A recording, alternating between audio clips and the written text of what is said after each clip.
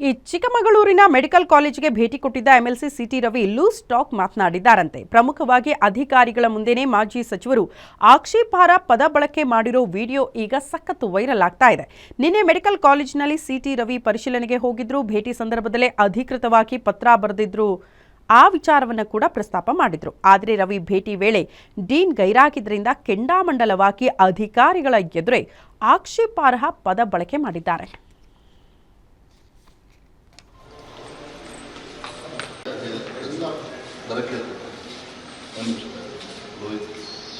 ಅಲ್ಲಪ್ಪ, ನಿಮಗೆ ಮುಂಚೆನೇ ಹೇಳಿರ್ಲಿಲ್ವಾ ಬರ್ತೀನಿ ಅಂತ?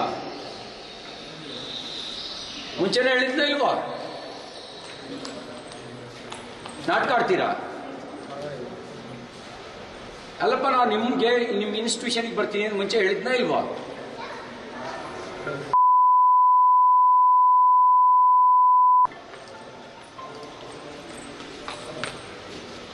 ನಾನು ಯಾರು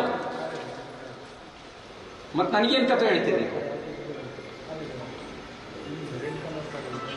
ಅಲ್ಲ, ನಾನು ನಿಮ್ಗೇನು ನನಗೇನು ಕಥೆ ಹೇಳ್ತೇನೆ?